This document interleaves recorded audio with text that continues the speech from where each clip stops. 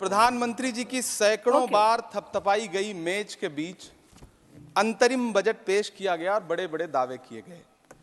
देश ये कैसा बनाया आपने, लूट कर पैसा बनाया आपने, देखिए जलते दिए भी बुझ गए, अजब दीपक राग गाया आपने। मैम, पूरा सदन अमृत काल के बजट की चर्चा कर रहा है, मैं तो गरीबों की रोटी और दाल के बजट की चर्चा करूंगा। तुम्हारी फाइलों में गांव का मौसम गुलाबी है, मगर ये आंकड़े झूठे हैं, ये दावा किताबी है। मैं इस बजट को अमीरों का अमीरों के लिए पेश किया गया बजट कहूंगा। इसमें गरीबों के लिए कुछ है ही नहीं। नौकरी मांगने वाले नौजवानों पर लाठियां बरसाने वालों, आपने इस बजट में युवाओं को क्या दिया? आपने पुरानी पेंशन बहाली की मांग करने वालों को क्या दिया? सालों से अपने लिए छत तलाश रहे लोगों को आपने इस बजट में क्या दिया? कुछ नहीं। और फिर आपको पूरी उम्मीद है कि पूरा देश आपके इस पेश किए गए बजट पे लहालोट हो जाए, तालियां पीटे, मंगल गान गाए। कैसे संभव है? मैं सदन में खड़ा होकर के इस बजट पे चर्चा करते हुए कहना चाहता हूं कि इस बजट में फुटपाथ पर रहने वाले, छप्परों में रहने वाले, झुग्गियों में रहने वालों के लिए क्या है, उनके लिए क्या है जो प्रधानमंत्री के किए गए वायदों की बाट जोह रहे हैं। हर साल फरवरी की खूबसूरत सुबह और सजी हुई संसद से बरसते हुए झूठे वायदों की जवाबदेही कौन तय करेगा?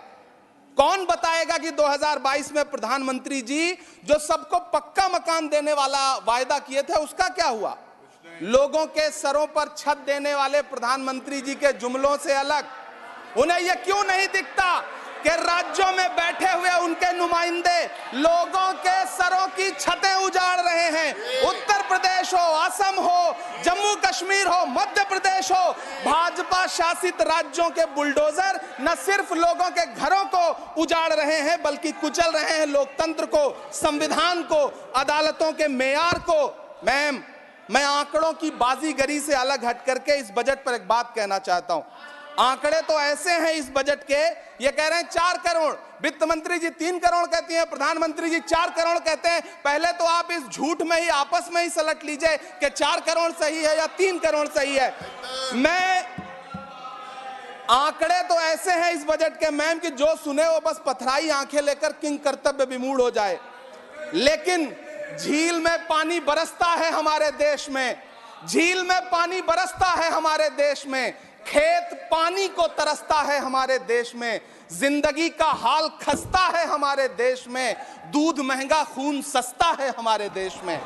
मैम, रोजगार, महंगाई, किसान, मनरेगा, पेट्रोल डीजल के दाम, गैस सिलेंडर के दाम, फसलों की एमएसपी की गारंटी, इन सब जन सरोकार की बातों से इस बजट का कोई लेना देना नहीं।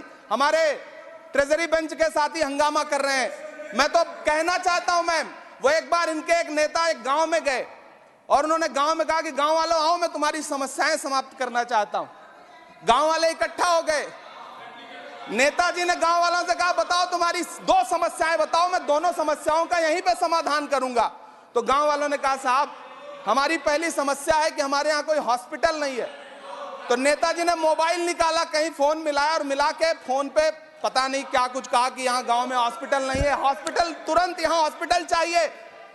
गांव वाले खुश हो गए कि 1 मिनट में यहाँ हॉस्पिटल आ रहा है। अगली समस्या के बारे में उन्होंने, नेताजी ने गांव वालों से कहा कि मैंने आपकी पहली समस्या समाप्त कर दी, दूसरी समस्या बताओ। तो गांव वालों ने कहा साहब इस गांव में कोई भी मोबाइल का नेटवर्क ही नहीं है। ये है इनके काम करने का तरीका, ये है झूठ बोलने का तरीका। इन्होंने वायदे किए बड़े बड़े, जो 10 साल के इनके वायदे हैं मैं उनके बारे में बात करूंगा। वायदों से ज्यादा इनके नारों पे बात करूंगा। पहला नारा था बहुत हुई महंगाई की मार, अब की बार मोदी सरकार। आइए इस नारे की समीक्षा करते हैं। पेट्रोल, डीजल, गैस, ये तो बड़ी बड़ी बातें हैं। आटा, चावल, दूध, दही, पनीर, छाछ, सब चीज पे जीएसटी।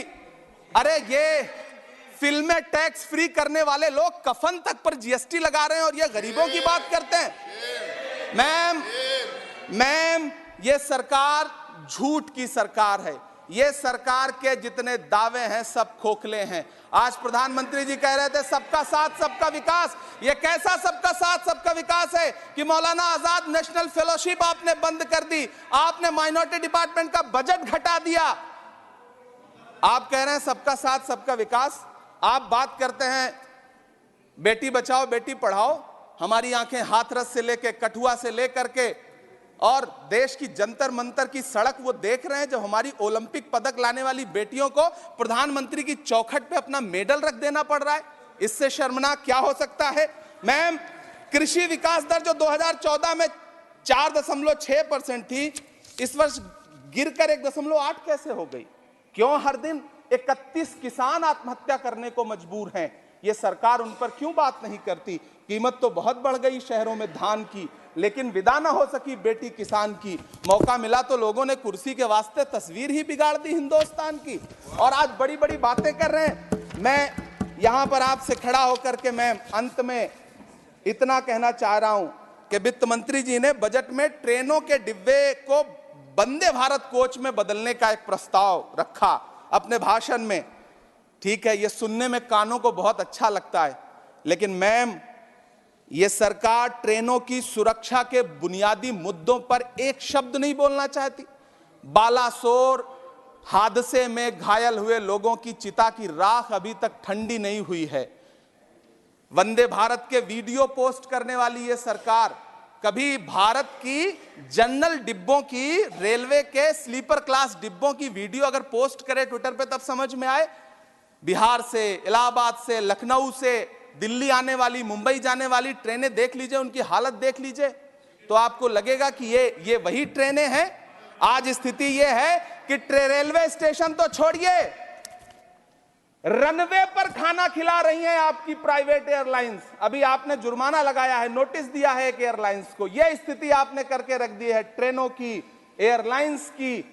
ऐसे में मैम, कागजों पर तो आप कितना भी वंदे भारत और बुलेट ट्रेन सर पर दौड़ा लीजिए, लेकिन असल में भारत की ट्रेनों की डिब्बों की सवारियों की हालत देखने लायक है। अगर सरकार खुली आंखों से उसे देखना चाहे तो देखे और उनकी स्थिति सुधारे। आज प्रधानमंत्री जी ने अपने भाषण में यहां खड़े होकर कई बार न्यू मिडिल क्लास की बड़ी चर्चा की, न्यू मिडिल क्लास जनरेट करेंगे। लेकिन मैं तो यहां खड़ा होकर के सरकार से कहना चाहता हूं कि न्यू मिडिल क्लास का जुमला अपने पास रखिए। यह बताइए कि जो पुराना मिडिल क्लास है उसके साथ आप कैसा व्यवहार कर रहे हैं। आज उसकी स्थिति क्या है?